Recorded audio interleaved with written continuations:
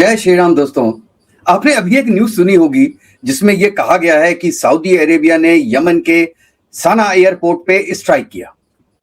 अब ये आप सोचेंगे यार सऊदी अरेबिया कहां से कूद गया युद्ध में, ये यमन क्या है, इसका ईरान से क्या कनेक्शन है और इसमें हमारा पाकिस्तान कहां बैठा हुआ है और वो क्यों थर थर कांप रहा है आज के दिन में इस एयर स्ट्राइक से। तो चलिए शुरू से शुरू करते हैं दोस्तों। और ये सबसे पहले ये जानते हैं कि यार ये यमन है क्या, यहां पे गवर्नमेंट किसकी है, ये कितना बड़ा है, इसकी पॉपुलेशन कितनी है और इसकी इंपॉर्टेंस क्यों है। क्योंकि आपने लड़ाई झगड़े में, आतंकवाद में, हाउतीस में इसका नाम जरूर सुना होगा, लेकिन इसके अलावा आपने कभी यमन का नाम नहीं सुना होगा। तो चलिए दोस्तों शुरू करते हैं थोड़ी सी यमन की कहानी से। देखिए यमन जो है वो बॉर्डर पे लगा हुआ है सऊदी अरेबिया के और ओमन के। इसकी जो एरिया है ये करीब 5.3 लाख स्क्वायर किलोमीटर है, मतलब छोटा कंट्री नहीं है एरिया वाइज। और इसकी पॉपुलेशन है 4 करोड़। 4 करोड़ पॉपुलेशन का मतलब है इजराइल की 4 से 5 गुना ज्यादा पॉपुलेशन है यमन की। और इसकी जो कैपिटल है वो है, उसका नाम सना, जहां पे अटैक हुआ था। और ये हाउतीस के कंट्रोल में है। अच्छा, अब हाउतीस पे आते हैं। उसके पहले यमन जो है वो सबसे इंपॉर्टेंटली जो एक सी रूट है जिसे कहते हैं बाब एल मंदब, ये स्ट्रेट है, इसको पूरी तरीके से कंट्रोल करता है। और पूरे वर्ल्ड का 10 से परसेंट जो ग्लोबल ट्रेड है वो इससे गुजरता है। आप ये देखिए कि जो पहले था स्टेट ऑफ हार्मस, उससे करीब 20% गुजरता है और ये उसके पैरेलल रूट है, इससे करीब 10 से 12% गुजरता है। और ये भी जानते हैं कि अगर ये बाबल मंडप बंद हो जाए तो यूरोप बेसिकली और एशिया, उसके बीच में शिपिंग रुक जाती है। इसलिए आप यमन की इंपॉर्टेंस यहां से समझिए, ये कोई गरीब देश नहीं है, ये इसलिए इंपॉर्टेंट होता है और पूरे वर्ल्ड में इसकी एक स्ट्रेटेजिक पोजीशन मानी जाती है। अब आते हैं यमन की। यार ये गवर्नमेंट वहां चलाती कौन है। आप पहले ये देखिए जो साइड में मैंने लगाया है नक्शा, इसमें देखिए कि यहां की जो गवर्नमेंट है, यमनी गवर्नमेंट फोर्सेस, वो लाइट येलो कलर का है, वो आपको दिखाई नहीं देगा पूरे मैप में। मतलब गवर्नमेंट की से है ही नहीं। और गवर्नमेंट किससे कंट्रोल्ड है? गवर्नमेंट कंट्रोल्ड है सऊदी अरेबिया से, यूएई का सपोर्ट प्राप्त है और पूरे वेस्टर्न कंट्रीज ये उनको मान्यता देते हैं। लेकिन खुद यमन में उनकी कोई औकात नहीं है। और औकात किसकी है? यह है हाउदी फोर्सेस। आप ये देख रहे हैं लाइट ब्लू कलर, जिसमें इनकी कैपिटल सना भी आती है। ये पूरा यमन, मेरे ख्याल से 80% यमन जो है वो हाउदीस के हाथ में है। और हाउदीस कौन है अभी बताते हैं, लेकिन इनको सपोर्ट किसका है? ईरान का है। और ईरान का सपोर्ट क्यों है ये भी मैं आपको भी बताता हूं। ठीक है साहब। अच्छा, अब आते हैं आपको जो नेक्स्ट टाइम था हाउदीस। हाउदीस को कहते हैं अंसार अल्लाह भी कहते हैं। और पूरा नॉर्दर्न यमन इनके पास है, ये आपने देखा होगा। और इसके जो लीडर है इनका नाम है अब्दुल मलिक अल हाउदी। ठीक है, तो एक टेक्निकली आप देखिए तो पूरी यमन की गवर्नमेंट यही संभाल रहे हैं। यमन की गवर्नमेंट के पास तो कुछ है ही नहीं। ठीक है। अच्छा, हाउदीस हैं कौन? ये एक जायदी शिया मूवमेंट शुरू हुई थी, उसके बाद ये बदलते बदलते आर्म्ड पॉलिटिकल मूवमेंट हो गया था यमन की गवर्नमेंट के अगेंस्ट में। और हल्के हल्के हल्के ईरान के सपोर्ट से अब इनके पास मिसाइल्स भी हैं, ड्रोन्स भी हैं, इवन क्रूज मिसाइल्स भी उनके पास अवेलेबल है भाई साहब। जिसका मतलब पूरी एक आर्म्ड फोर्स बन गई है हाउदीस। और गाजा के वॉर के बाद, थोड़ा पहले भी था लेकिन उसके बाद ज्यादा हुआ, इन्होंने क्या किया जो हमने अभी आपको स्ट्रेट बोला था इनका, वहां से कॉमर्शियल शिप्स को, यूएस की नेवी को शिप्स को और इजरायली लिंक्ड वेसल्स को इन्होंने मारना शुरू किया। और मार के या लूट के उनसे पैसे लिए। और अब वो पैसे का क्या करते हैं? पैसे ले लिए, उनको अपना पूरी जो हाउदीज है वो संभालना भी तो है। ठीक है ना, उनका भी तो कोई नियम कानून कुछ होगा, कुछ गवर्नमेंट होगी उनकी अपनी। और ईरान उनको क्यों सपोर्ट करेगा?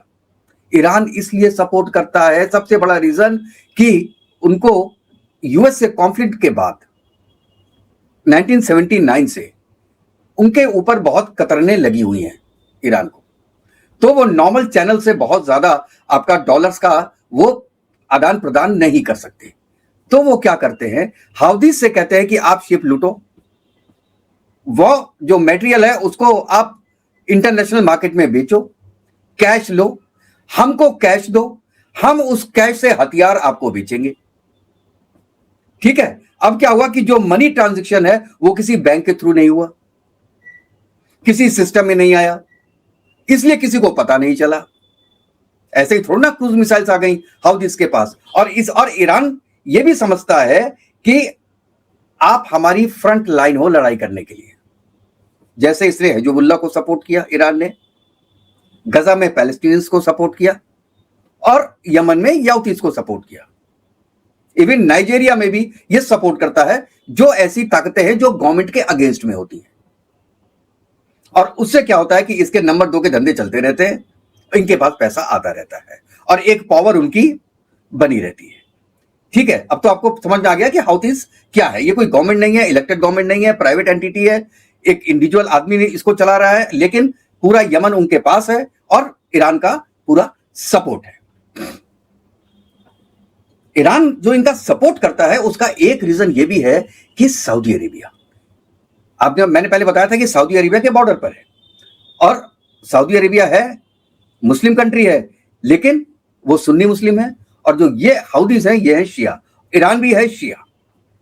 तो सऊदी अरेबिया को हमेशा प्रेशर रहता है कि यार ये हम पे डायरेक्ट वॉर ना कर दे कभी हाउदीज, इसलिए वो डरा रहता है सऊदी अरेबिया। और दूसरा रीजन ये भी है जो ईरान सपोर्ट करता है हाउदी को, कि पूरा आपका ये बाबल मंदेब जो स्टेट है वो हाउदीज कंट्रोल करता है। तो ईरान का ऑयल अगर वहां से गुजरता है आराम से गुजर जाता है, और किसी कंट्री का ऑयल गुजरता है तो उसको ये डर होता है कि हाउदीज के जो लुटेरे हैं, उनको लुटेरे बोला जाता है बेसिकली, वो लूट लेंगे, और ये भी एक सपोर्ट मिलता है। और तीसरा सपोर्ट जो सबसे बड़ा है वो ये कि वक्त आने पे वो आपका साथ देंगे। जैसे आज लेबनान में हिजबुल्लाह साथ दे रहा है ईरान का, हाउदी साथ दे रहा है, जब ईरान को जरूरत पड़ेगी तो वो साथ देंगे। तो अपनी आईआरजीसी तो है ही उनकी, आईआरजीसी के साथ उन्होंने ये कहते हैं ना गली के गुंडे पाले हुए हैं, तो ये तरीके से गुंडे हो गए, तीनों चारों गुंडे पाले हुए हैं और ये काम करते हैं। साथ इनका जो मनी ट्रांजेक्शन है वो भी होता है। अब आते हैं, आपको मैंने बता दिया कि इसमें एक सऊदी अरेबिया की क्या प्रॉब्लम है, ये भी मैंने आपको बताया कि सऊदी अरेबिया परेशान है कि ये मेरे बॉर्डर पे बैठे हुए हैं यार, ये अंदर घुस जाएंगे और यहाँ कत्लेआम करके वापस चले जाएंगे तो हम क्या करेंगे। क्योंकि देखिए एक आर्मी होती है, एक स्टैंडर्ड आर्मी होती है, उसके साथ लड़ना इजी होता है, लेकिन जो गुरिल्ला टाइप वॉर करते हैं इनके साथ लड़ना मुश्किल होता है, जो पाकिस्तान के लिए आज हो रहा है बलूचिस्तान में, खैबर पख्तूनख्वा में, और आपका पंजाब ऑक्युपाइड कश्मीर में, और तालिबान अफगानिस्तान में। यही प्रॉब्लम है। कहते हैं ना 150 आदमी है, हम कभी खत्म कर देंगे, 1500 आदमी है। 1500 नहीं है, वो 1.5 लाख के बराबर हो जाते हैं, क्योंकि वो गुरिल्ला वॉर करते हैं, उनको पता नहीं, आपको पता नहीं कि कौन कब से कहां से आ जाएगा। एनीवेज वो अलग टॉपिक है। अब क्या हुआ, अब ये हुआ कि कहते हैं हाउदीज का एक डेलीगेशन आ रहा था ईरान से, सना एयरपोर्ट पे उतरने वाला था। यमन की गवर्नमेंट, जिसका मैंने बोला कि बहुत कम से है, उन्होंने उनको रुकने नहीं दिया और वहां पे ब्लास्ट किया। अब उनको वहां पे उतरने नहीं दिया तो पहली बात ये होती है किया किसने। हाउदीज कहते हैं कि यार यमन की गवर्नमेंट के पास औकात ही ना है, कुछ पुराने टूटे फूटे फाइटर जेट्स थे उनके पास, वो सब खत्म हो गए, ये उनका काम ही नहीं है, यमन के पास औकात ही नहीं है ये करने की। किसने किया होगा? तब आता है नाम सऊदी अरेबिया का, कि ये भाई साहब सऊदी अरेबिया ने किया है। और उसके अगेंस्ट में फिर उन्होंने क्या किया कि हाउदीज ने लॉन्च कर दिया मिसाइल को, ड्रोन्स को भी, और कहां मारा? अबा इंटरनेशनल एयरपोर्ट जो सऊदी अरेबिया का था वहां पे मारा। लेकिन सऊदी अरेबिया की जो डिफेंस है उन्हें इंटरसेप्ट कर लिया और कैजुअलिटी नहीं हुई। लेकिन हाउदीज ने सऊदी पे अटैक किया, एक बार किया, अभी ठीक है, बाद में भी कर सकता है, और इसीलिए घबराया हुआ है सऊदी अरेबिया। और फिर अब क्या बात है, देखिए सऊदी अरेबिया के पास कोई ऐसी कोई जानी मानी फोर्स तो है नहीं। और इसीलिए सऊदी अरेबिया ने क्या किया, पाकिस्तान के साथ समझौता किया कि अगर सऊदी अरेबिया पे अटैक है तो वो पाकिस्तान पे अटैक माना जाएगा, और पाकिस्तान पे अटैक है तो सऊदी अरेबिया पे अटैक माना जाएगा। वो इंडिया के साथ भी ये कर सकते थे, लेकिन वो जानते हैं इंडिया ऐसा कोई वादा करता नहीं है। उन्होंने बहुत देख लिया, ये ऑकस में भी देख लिया इन्होंने, ये आपका क्वाड में भी देख लिया कि इंडिया जो भी उसका डिफेंस एलिमेंट होता है वो साइन करने को तैयार नहीं होता है। पाकिस्तान की बिकाऊ आर्मी है, वो ने कहा कि ये इसको हम कुछ पैसे देते रहेंगे और ये हमारा काम करेंगे, तो पाकिस्तान ने साइन तो कर लिया। लेकिन अब पाकिस्तान के लिए प्रॉब्लम हो गई, और अगर ये जो फाइटिंग है ये इंटेंसिफाई हो गई तो, और जो ये मिसाइल का जो एक्सचेंज हो रहा है हाउदीज और सऊदी अरेबिया में वो बढ़ गया तो फिर पाकिस्तान क्या करेगा, यही प्रॉब्लम है पाकिस्तान की। पाकिस्तान खुद फंसा पड़ा है चारों तरफ से। अब देखिए पाकिस्तान क्या करेगा, पाकिस्तान कहेगा जी सऊदी अरेबिया के अंदर आके किसी ने अटैक किया तो हमारी जिम्मेवारी होगी, लेकिन अगर सऊदी अरेबिया ने यमन पे अटैक किया या हाउदीज पे अटैक किया तो साहब हमारी जिम्मेवारी नहीं होगी, क्योंकि पाकिस्तान एक ऐसे दलदल में फंस गया है कि सऊदी अरेबिया को इसलिए नहीं छोड़ सकता क्योंकि उसकी इकोनॉमिक सऊदी अरेबिया से चलती है। ईरान को इसलिए नहीं छोड़ सकता क्योंकि उसका बॉर्डर लगा हुआ है, उसकी सिक्योरिटी कंसर्न्स है, पाकिस्तान का एनर्जी का इंटरेस्ट है। और पाकिस्तान ने एक तो इंडिया उनका बॉर्डर पे उसको दुश्मन बनाया है, अफगानिस्तान को बनाया है, अपने 3 जो उनके सूबे हैं उनको अपना दुश्मन बनाया है। अब एक नया ईरान वो दुश्मन बनाना नहीं चाहता, जबकि दोनों में एक्सचेंज ऑफ मिसाइल्स हो चुकी हैं 1.5 साल पहले, लेकिन फिर भी आज सिचुएशन ऐसी नहीं है, फ्रेंडली भी नहीं है तो दुश्मनों वाली भी नहीं है सिचुएशन। तो अब यही पाकिस्तान के लिए सबसे बड़ी है कि किसी तरीके से ईरान को समझाएं, कि वो हाउतीज को समझाएं कि भैया सऊदी अरेबिया को छोड़ दो नहीं तो हमको आना पड़ेगा।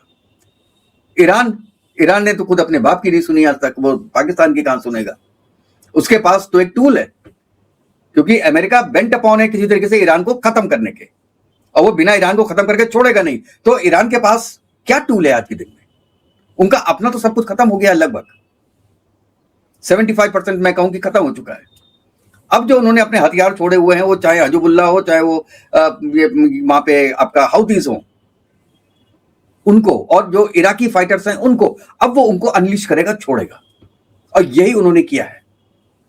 और आप क्या सोच रहे हो, ईरान से डेलीगेशन आ रहा था सना? नहीं, वो हथियार आ रहे थे। 2 लोग को बैठा दिया गया होगा, लेकिन ज्यादातर उनके हथियार आ रहे थे वहां पे, और कितने फ्लाइट्स आ चुकी होंगी, और इसीलिए यमन गवर्नमेंट ने अटैक करने की कोशिश की उसको।